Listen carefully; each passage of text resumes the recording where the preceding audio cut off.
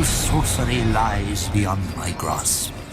So recently, Valve released Rubik's Arcana during the Frosthaven event, the Frosthaven season, which is basically Dota 2's Christmas. So, I think almost every Dota player agrees that this is one of the best Arcanas in the game, the Mega Cipher. And of course, Valve additionally promoted this specific cosmetic by creating a mini game, a Frosthaven mini game, which is related to Rubik's Arcana, called Frosthaven. Frosthaven is basically a tower defense minigame, in which you and 4 others pick a hero each, a predetermined number of heroes. In which case, all 5 of you will try to defend your base against 15 waves of enemies, each having their own different abilities and strategies, which you need to find a solution and of course pull off a defense. And of course, added to this event or minigame is a reward system, which is basically level based. The better you do in your runs, the more experience points you get in order to level up your Frosthaven level. In which case, each level provides you with rewards. And of course, the reward system starts from level 1 and ends in level 32. You can go beyond level 32, it's just that you don't get any reward points for it. So, without further ado, I think it's time for me to show to you my single victory in Frosthaven. It's that difficult. I have basically considered myself as a Dota 2 minigame enthusiast, Dark Moon, Silt Breaker, and of course Underhollow, and now Frosthaven. Of course, there are older minigames, just that I didn't experience any of it. And of course, I also love Frosthaven the same. So, let me show you my victory replay of Frosthaven. 30 seconds to battle.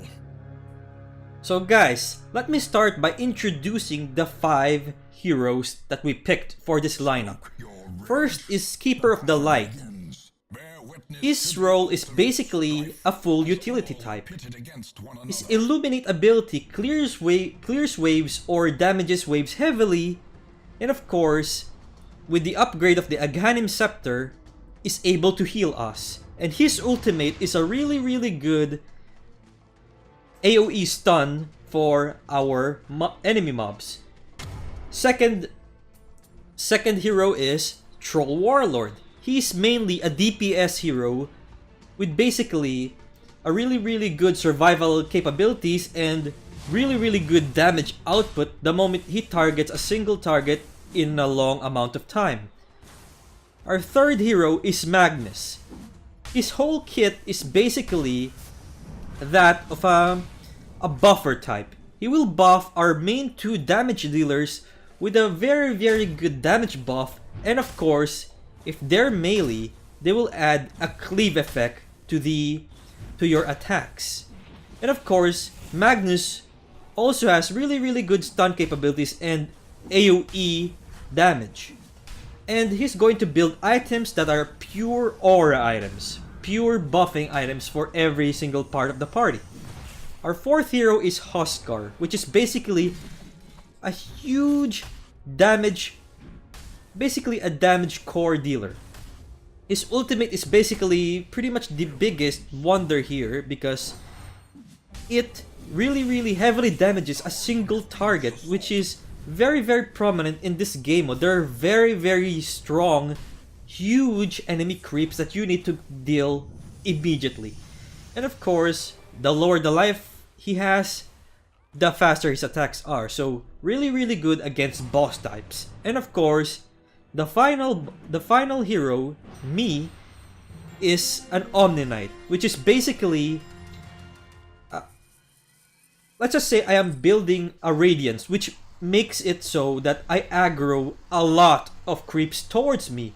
and my ability is to heal everyone. I personally tank a lot of creeps. I am basically a tank magnet. And of course, my ultimate can make us invulnerable to all physical damages. So, after all is said and done, I think it's time for me to talk about the Wave 2, because this is where the start of some gimmicks arrive. So, if you remember Silkbreaker 2, the Odobenus temple, which has undead tusks, is now here.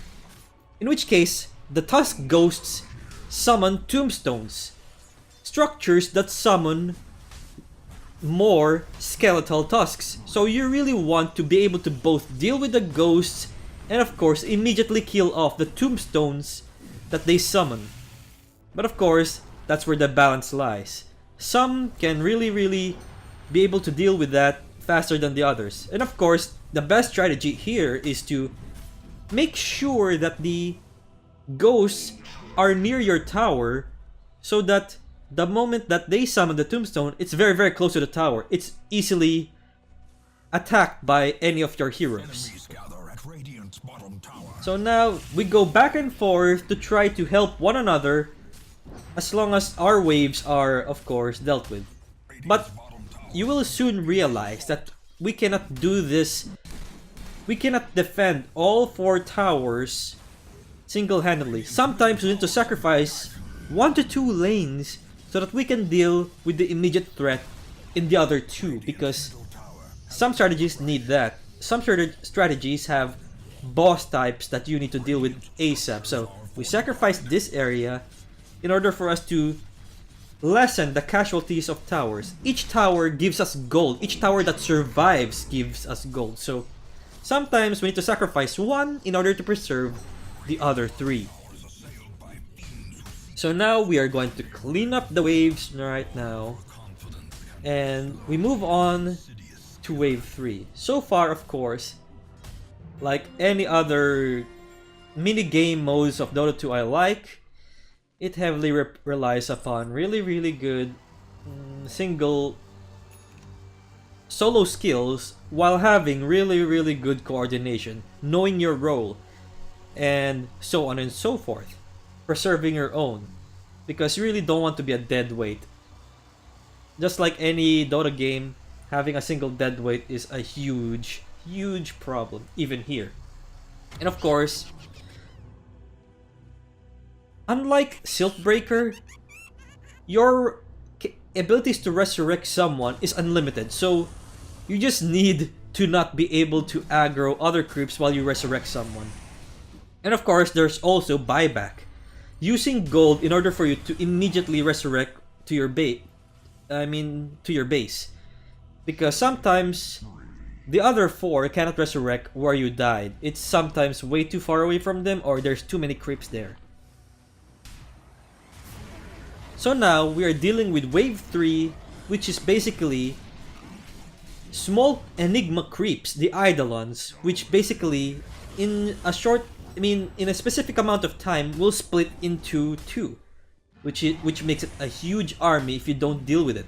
And of course, Jakiro, which summons Ice Paths, which is basically a stunning effect with a minor magical damage, and if he sees or senses 2 or more heroes, he will summon his ultimate Macropyre, which is basically leaving the ground in flames, which you will constantly keep getting magical damage if you stay there. So the problem with this wave is it checks upon your magical defenses, as well as being able to really zone you effectively. So you really need good positioning here in order to not die.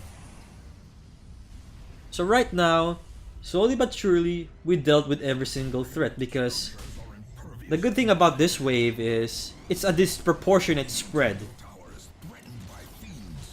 Which, what did I mean by that? In which case, in the first seconds of the wave, only possibly 2 waves will have Jakiros, and the others will have them later. So you need to start going into 2-man or 3-man groups in order to deal with that wave ASAP so we can go to the other ones the moment the other Jakiro spawn. Now the fourth wave is, do you remember the Silt Breaker Act 2? The seals, which flops? Well, they're back, and their flopping is as dangerous as ever. So here, I think you know this ability really well, and of course the seals have to have the Frosthaven theme. They have been added reindeer horns and Rudolph's nose, and of course you just need to be near enough the seals in order to start their ability and then evade it. Of course, easier said than done. Sometimes there's too many of them, sometimes waves have 3 to 4 huge seals, in which case it's hard to dodge all 4 of their flops, especially if you're kiting them. And sometimes the moment the stun chain happens, you're dead in under 3 flops. So without even the radiance, without even making radiance, I'm doing my job. I'm trying to defend my lane as long as possible. I don't have the damage to kill them off that fast, and of course I'm just trying to stall long enough for me to kill the waves, or stall it enough that I am preserving my tower before help arrives. So a really patient job that I pretty much would rather be in rather than being the pure DPS dealer. And of course, we had to sacrifice that because everyone else is helping other lanes. And I'm of course being overwhelmed now that because 3 seals have stuck to my waves, my lane. But I survived long enough, so now help is sooner or later arriving. Please arrive. I think by this point I'm at the end of my mana pool. Yeah. Help arrived, and I preserved my tower. Good cooperation all around. So of course, in each wave there's a limit of 40 gold bags spread among different mobs. You really don't want to miss any of them because gold really matters in this game mode, both for your utility and for your ability to buy back in really the specific amount of time. Because unlike a normal Dota 2 game, you can't respawn normally. So this is the round 5, a mini game to get as much gold as possible. So we're doing the penguin mini game, and of course hitting Roshans earn you more gold than the snowmen. The problem there is of course the Roshans are very rare. And of course, just like Silt Breaker Act 2, it's a penguin ride mini game.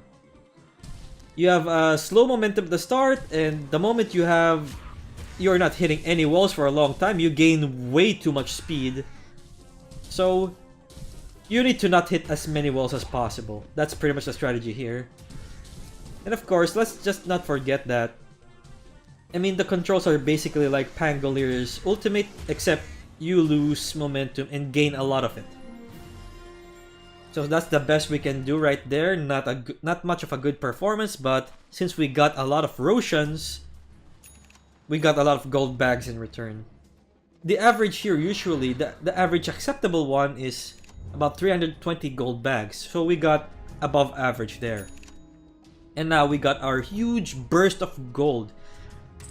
Round 5 and round 10 is basically bonus easy waves, easy rounds for you to just gain as much gold as possible. Now, round 6, wave 6 is all about the Infernal Doom army. So the strategy here, the enemy types here are the small creeps. If you kill them, you gain a count above your head. The problem there is the moment it goes to 10, you are hit by a Doom ultimate. In which case you're muted, you cannot use your items nor your abilities in a short amount of time while burning alive. And of course, the huge creeps.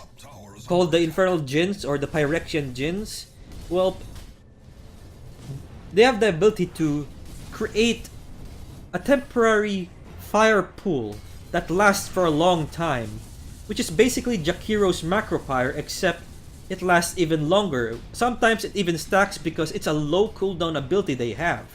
Like so, look at that. It's basically zoning us. And of course, the build specifically for... The problem is, the builds specifically early on aren't even related to magic resistance, so this hurts like a mofo. So, of course, this is where the start of the struggle begins for non-coordinated random queue stacks or parties. So, it's very, very common for you to see this specific wave almost be all in your base. It's that difficult to defend. But of course, dying is not helping either. At the very least, look at that. I mean, it's the start of Keeper of the Light's Illuminate AoE no longer doing enough damage to single hit enemy creeps, which is slowly becoming an issue. So now, the Spirit of Frosthaven, the main throne, which we are defending, is being damaged because, well, the inner towers are dead, so I have pretty much bought back in order for us not to die there off immediately because the other four died. So I bought back before any of them died, so we can salvage this. The rare instances that we needed to buy back rather than be resurrected by other teammates. And now this is where we're pretty much showcasing a main strategy point of this mode, which is basically pulling the creeps away from the base by aggroing them and going outside of the base. A good strategy, especially if you are tanky enough. So that was basically a really bad round for us. Only one tower survived. Each tower gives really good gold if it survives, so not a good stack. Of course, we missed 12 gold bags as well. Now, for round 7, which is basically very infamous for the lower stacks, the lower skilled stacks. The Broodmother stack, the Spider stack. In which case, there are huge spiders in which the moment they die, they explode into a huge wave or army of spiders, in which case it really damages you heavily, like so. That's why we try to run away, because the moment they splash away, it damages us because of the splash, which is magic damage, and of course the follow-up biting of the small spiders. And of course, by this point I have not yet finished my radiance, which could have really helped in all of these spiders. And of course, yeah, look at this. These are not even the biggest spiders. These are just... And look at that. You have seen the immense damage potential of the explosion of the spiders. Really not a joke. And here, I am trying to defend 2 outer towers while they deal with the spiders in the base. I'm trying to deal with the other one and this one. Look at this. This is the biggest spiders of them all. And of course, I'm trying to pull the aggro away so that my 4 teammates in the base doesn't get overwhelmed. And they're pretty much doing a really good job controlling it, because I'm trying to pull away 2 lanes worth of spiders away from them, like so. That's pretty much my job. I'm trying to pretty much survive being attacked and kiting away future spider potential, because having those 2 huge spiders in the base along with this is very difficult to deal with. So, and as an Omni Knight, I am not going to be very helpful here. And of course, it's starting.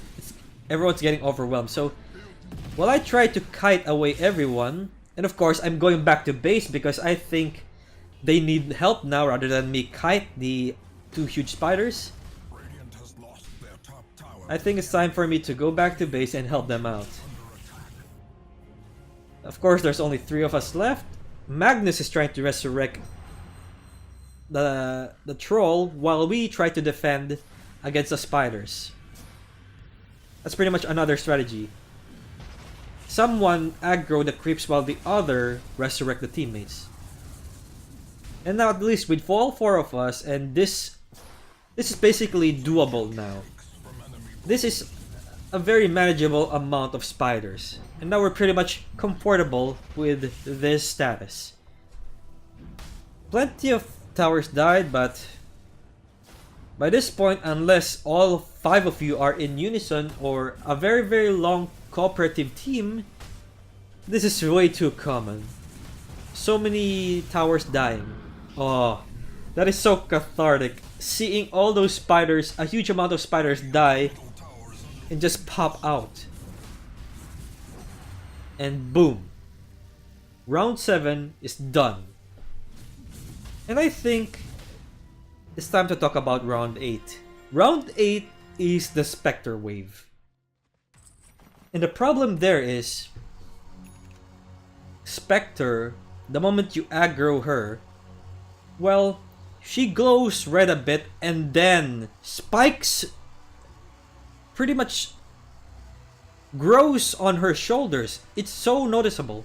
And that's because it's a visual cue that you don't want to attack her. The moment you attack her, a blade mail reflect effect happens. And whenever Spectre takes damage, during that, red circles appear around her, in which case, that's where the moment you hit that red circle, the reflect damage is going straight towards you. So you really need to control your damage output. You need to tank.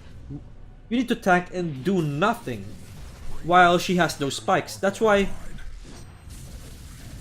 I turn off my radiance the moment those spikes appear. See, you're seeing it right now live. You don't now, of course, it's a short amount of time, but the problem here is if your team doesn't know how to spread out the specters. Look, I'm pretty much trying to balance out 2 specters and a whole lane of wolves. The wolves are there just to kill towers. Spectre is basically the one trying to tank for those wolves by summoning those spikes. So the wolves are a non-issue except for their critical damage. So right now, what usually happens in lower queues is that the specters in all 4 lanes converge into one another, and the problem there is their blade mail effects are not triggering in unison, in which case you cannot even attack the whole mob because the blade mail effect is always online whenever and wherever. So that's why you're trying to pretty much split the specters away from each other, because having 4 or 5 of them in a single mob is so difficult. Because you can no longer attack them if number 1, pop the blade mail open. Number 2, the moment the blade mail 1 shuts down, she activates her own. So there's no downtime, and when there's no downtime, you can't attack them, which is a very very huge problem. So at the very least, we survived, but once again, almost only a 1 tower survives. Boom. And now it's time for round 9. Round 9 is once again the magical damage check, in which living Tuskars, alive Tuskars, are basically the main component of this round. The small creeps surrounding the tusks have the time walk ability of Faceless Void, in which case those small creeps can blink towards you and pretty much overwhelm you or even surround you, and you can no longer get away. Tusk can do a snowball version of Invoker's Meteor, plus he can also do his patented Walrus Kick, which basically is double-edged. It's either good or bad. It's good if you're about to be hit by a meteor, but the Tusk kicks you away from it.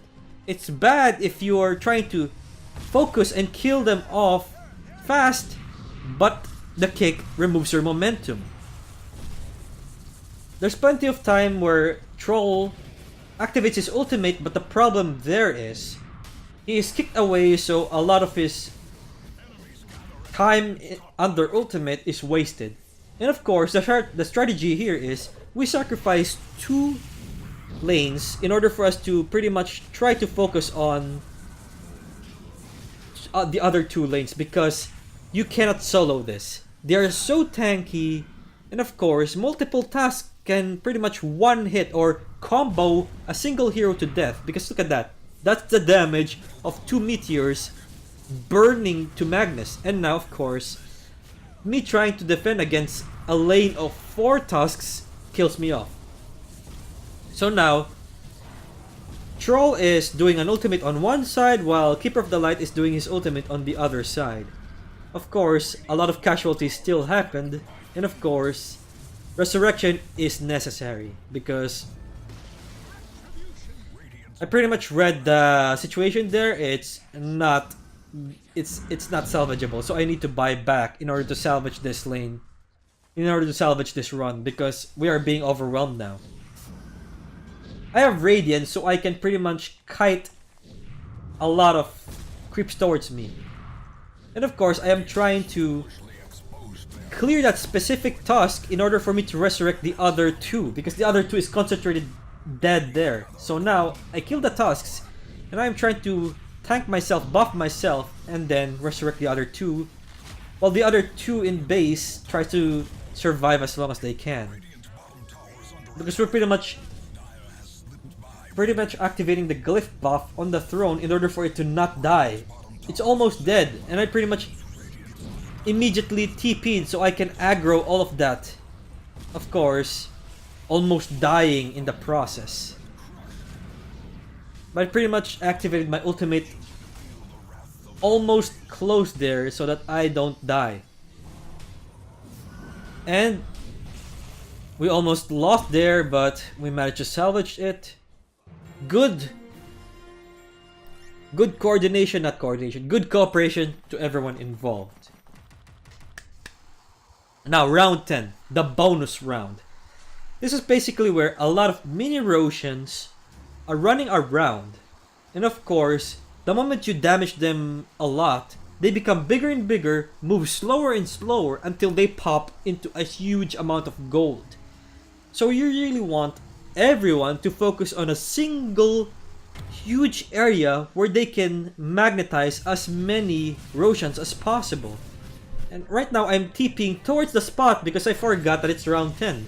I was too focused on defending the lane, so now we're using the Frosthaven only items, the snowman and the Christmas tree, in order for us to do as much damage as possible to a huge amount of Roshians. This is basically your last boost in gold. And this is basically the round where you get the most amount of gold in this game mode. So you really need to do well here, because this is basically where you try to recover all your lost, all the sacrificed gold you got from round 6 to 9. Because those rounds are not easy, and missing gold bags on those rounds are common and basically understandable. So right now, time remaining ends, and we just got a huge burst of gold. This is basically where we finished a lot of items involved. See, look at that. Look at all that gold. Look at all those items. So we're pretty much tanking up. The DPS have their good stat items, damage items, and of course tanking items. I finished my Radiance for magnetizing aggro and built my heart to tank further. Magnus is slowly but surely tanking himself up, and of course building aura items. Keeper of the Light has all the utility items but doesn't have the tankiness involved. And why do I keep emphasizing the tankiness of all heroes? Because even with 5,000, 6,000 HP, it means nothing against the future rounds. This wave is basically Elder Titan. His smaller lieutenants, the the Ancient Apparition's job is to freeze you in place. And it combos well with Elder Titan's 2 abilities. He keeps spamming his ultimate, which reaches across the map like so, and those things hit you HP percentage wise. It doesn't matter how high your HP is, it's a percentage damage. So if you get hit by 3, you're dead. No matter how high your HP is. And of course, if you're near the Elder Titan enough, he's going to do his stomp, which really stuns you for a long time. And of course, which combos well with his ultimate again. It also doesn't help that Elder Titans here are tanky mofos. They're so tanky that pretty much the 3 of us, Magnus, Keeper of the Light, and me, Omni Knight, our job is to simply try to kite them away, stall them for as long as possible, weaken them, and wait for the Troll and Huskard to kill off their specific Elder Titans. Look at that damage. That's not a laughable damage. Okay, now that the Elder Titans waves are finished, round 12 is my favorite because it involves Tiny. Remember the skin Tiny had in Siltbreaker Act 2, Storega? Well, it's still not a skin, I wish it was, but huge Storegas are pretty much the focus of the waves, only them. And each Storega has the ability to toss a huge boulder which targets randomly either heroes or any structures, in which the boulder that smashes to the ground creates mini tinies that pretty much is what they're doing to destroy your base. The huge tinies keep doing this toss while they are not being attacked. Of course, they keep tossing it in their downtime. They also have the abilities to, their melee is a slow smash up front, which stuns you as well. A huge, strong burst. So the strategy here is, me, Omni Knight, and Keeper of the Light's strategy is to defend the base against this mini tinies that keeps getting tossed.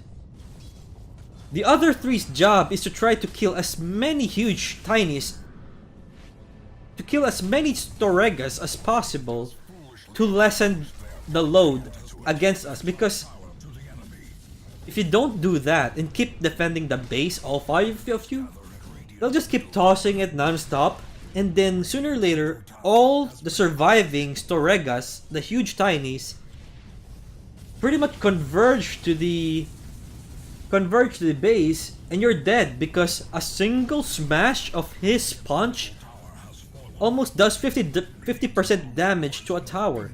That's how huge it is. And of course, there's a warning when a boulder's about to hit, like so. So this is one of those waves where you need a specific strategy that needs to work. Almost everyone tries to copy this strategy. Mostly fail because their DPS heroes die off against clashing against these tinies. Because look at this. You need to be in a good position because he keeps spamming those shockwaves in a specific area. It's in front of him. You just need to go to his side or back. The problem is, if plenty of tiny stacks are pretty much concentrated in a single lane, it's hard to deal with 3 tinies. And look at that damage he did to the tower. Oh my god. Boom! Dead tower. So now, good job to my team for minimizing and killing off the tinies slowly but surely.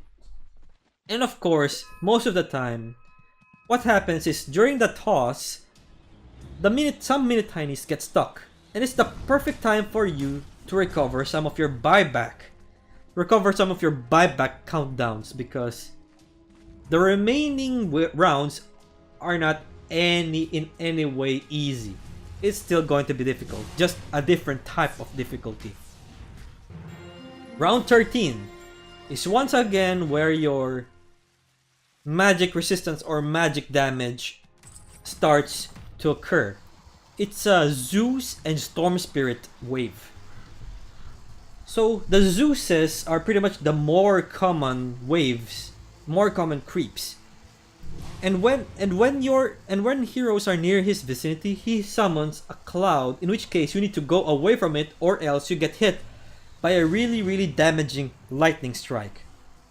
So many of those Zeuses are bad news. The problem is there's two Storm Spirits sooner or later going to appear in the middle of the wave and then cause trouble. He has an Aghanim's effect on his lightning vortex and magnetizes anyone near him in a huge radius. He also has a Dagon 5 which bursts anyone with low HP to death. And he also has Shiva's Guard. He's pretty much doing what a storm does. And of course, the strategy here is kill as many Zeus as possible, and once the first Storm Spirit arrives, focus on him. Everyone go to that Storm Spirit and kill him off ASAP, because the moment the Storm Spirit gets their way, the Zeuses will help. The moment Storm Spirit pretty much stuns you or disables you, the Zeuses will do the killing blow by spamming all those Nimbus clouds. The second Storm Spirit. And let me start that. Why all 5 against a Storm Spirit? It's a tanky, very tanky Storm Spirit. It's so difficult. Look, there's 4 of us and we're barely killing this guy. So, second Storm Spirit down. The rest are easy. It's just a normal defense by this point. Because not killing off the Storm Spirit ASAP will pretty much... If you're spread out just to defend these Zeus lanes, the Storm Spirit will slowly but surely kill you off one by one. That's why you need to focus those 2 Storm Spirits ASAP. And now, by this point, it's simple. We just need to clear them off. Zeus are very simple enemy types. Avoid their clouds, kill them off. What makes them difficult is the huge amount of Zeuses combined with Storm Spirit pot-shotting every single hero one way or the other, disabling them. Round 14. This is where we start strategizing, because this is where most runs die. Round 14 is Arc Warden. Each wave has an Arc Warden. So there's a huge amount of huge Arc Wardens. The problem there is a single ability they do. And they always start off with it. So, the moment you see a red icon like what you saw in Spectre, he pretty much creates a purple star-like storm everywhere in like a wave form. In which case, it's so hard to dodge. It hurts a lot if it's concentrated. It's like a cone shape. Of course, the nearer you are at the cone, you're going to hit a lot of that. So, you don't want to be near him the moment he does that, because no matter how tanky you are, hitting all 3 to 5 of those lines, you're dead. And of course, the strategy here is towers or structures pretty much block that. So you need to hide under the tower while he does that, and the moment he ends that, kill him off as soon as possible. Because you're trying to kill off those Arc Wardens as fast as possible, because the problem is the range of that ability is a huge area. So the moment almost Arc Wardens are near converging to your base, there's no more safe spots, because in every direction there's a cone-shaped spell attack that's hitting you from all sides. So you're now going to see it. There we go. The safe spot is at his very back. The problem there is, of course, the problem there specifically, of course, is that getting there is also dangerous. You don't want anyone dying immediately here, because you need to focus. You need all 5 in a lane sometimes. So now, See here, if it's a spread of a single one, it's manageable. But if you hit 2 or more, it's very, very difficult. Of course, it doesn't help that Arc Warden still does his normal abilities like the bubble. The bubble is basically making him immune inside of that bubble against range attacks. And it doesn't help that each single huge Arc Warden has a Lincoln Sphere. So we need to break the Lincoln Sphere before Huskar can even do his ultimate. Now I'm trying to just stall this lane for the tower not to die off. And sooner or later, you're going to see multiple of these storms or attacks converge into one another because of its huge range capability. Everywhere, in any direction, you are seeing it. And we're trying to prevent that. We're trying to prevent the base from being that. So we're sacrificing some inner towers in the base just to kill off the outer Arc Wardens before they arrive there. So now I'm just trying to defend it as hard as I possibly can. Failed, of course, because it's too much. I have barely healed myself because of so many. Look at this. This is what you're trying to prevent. And this is only a few Arc Wardens left. If you didn't kill them off early, this is more unmanageable. I bought back because one of our DPS died. We need to salvage this. We need to kill off the many Arc Wardens in this base. So look, the good thing is Keeper of the Light's ultimate is stopping them from casting it before they finish, which basically saved our ass. And now, round 15, the final round. This is basically Rubik's, the Arcana Rubik boss fight. So let me talk to you about his strategies. Rubik, of course, has his patented spell steal. He can spell steal a lot of times. And the problem there is, this is why Valve only picked a handful of heroes you can play here. Because the thing is, all 5 of us are very impactful ultimates, and we don't want Rubik stealing any of those. So we need to spam another spell after we cast our ultimate so Rubik doesn't steal it. And let me also say to you the other abilities of Rubik. The normal ones. He does the telekinesis stun whenever he spots you trying to resurrect a teammate near him. So sometimes you really need to gang up on resurrecting your teammate or try to resurrect 2 teammates at the same time so he only disrupts one of them. And of course, what else is he does the normal Fade Bolt, not too damaging. But here lies his newer abilities. So here's the thing. This is basically just Warlock's Golems, Rubik's version of Warlock's Golems, being his normal wave creeps. Now that you have cleared every single one of them, it spawns him. So here's the thing. You are given unlimited amount of time to prepare for this. He only starts the moment you aggro him. So now let me talk about his unusual Frosthaven only abilities in this. First of all is he has a telekinetic version of summoning creeps. He summons creeps by using a telekinesis ability. Of course, the problem there is, of course, it's only limited to the Warlock Golems. But the problem here is the smash to summon them, the telekinesis smash hurts a lot. Doesn't matter how tanky you are, get hit by 3 of those, you're dead.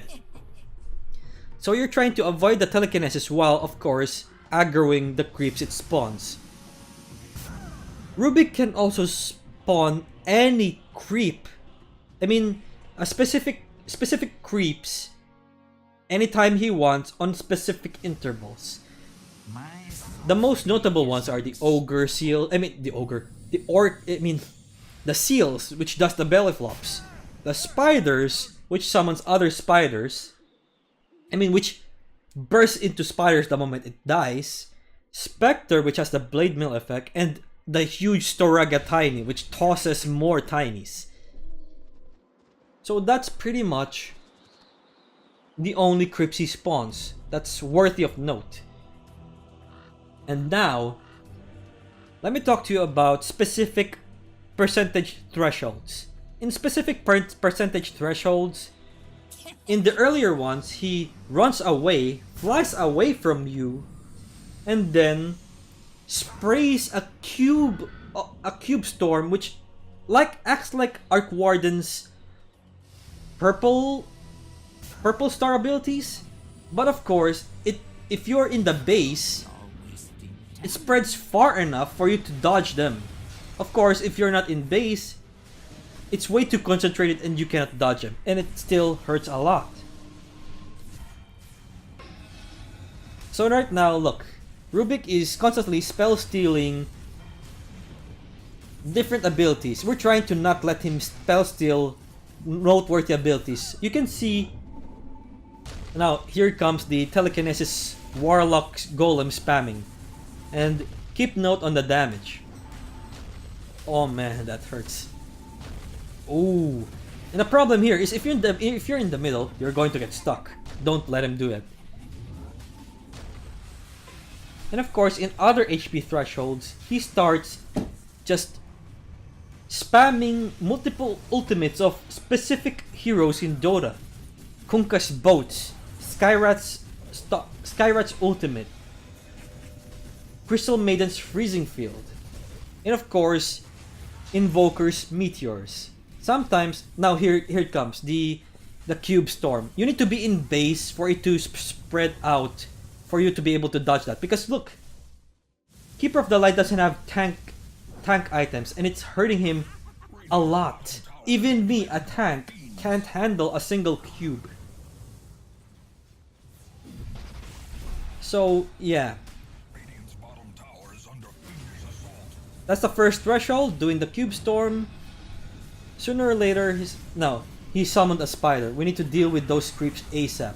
It's of course my job in this specific round to be the tank, the ultimate tank, because of my abilities like Heavenly Grace, while aggroing every creep, in order to not hit the throne.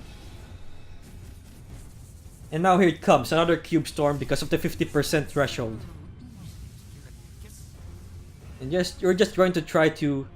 Here is our downtime. It hurts us. We're trying to dodge it, but it's our downtime and try to recover ASAP.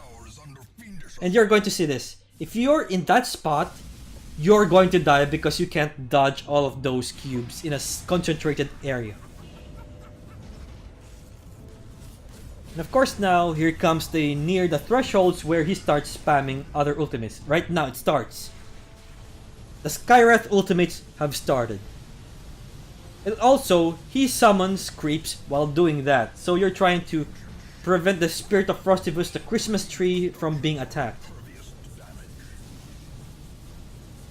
And now we're trying to do as much as we possibly can because based on RNG and positioning, sometimes bad luck will pretty much kill your run. So you're trying to... Now look, we're trying to resurrect him and he's disrupting us by doing telekinesis on everyone who tries to resurrect.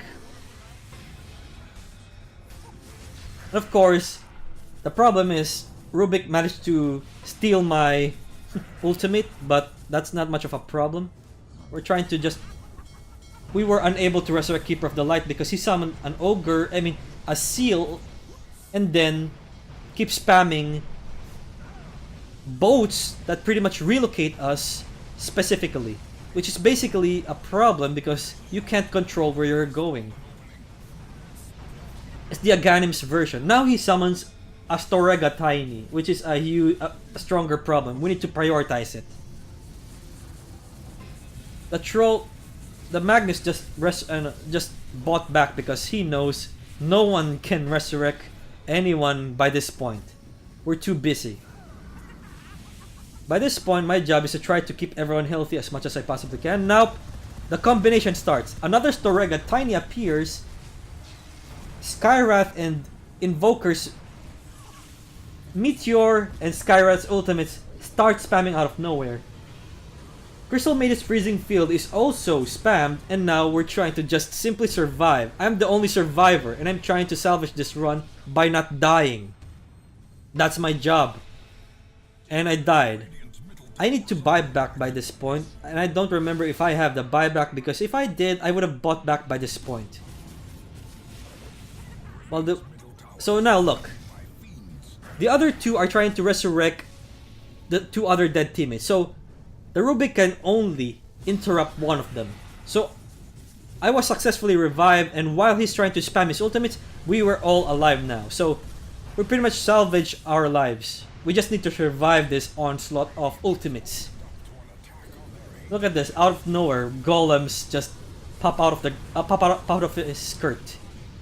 And we're just trying to survive all this chaos, all this Invoker Meteor, all this Skywrath storms, and now we managed to finally. We have a spot where we can spam snowballs and keep him at bay. He can no longer get out because he keeps getting taunted by all these snowballs. I mean snowman. And of course, finally, we have succeeded in defeating Rubik because, man, every single round 15 is a challenge. There has never been a smooth round 15. And thank you for joining me in this replay analysis. And I hope you've enjoyed it, because it's always a treat to share to you my experiences with Dota 2 game modes. So, guys, thank you for joining me in this Frosthaven episode, Frosthaven victory. And, of course, see you guys next time.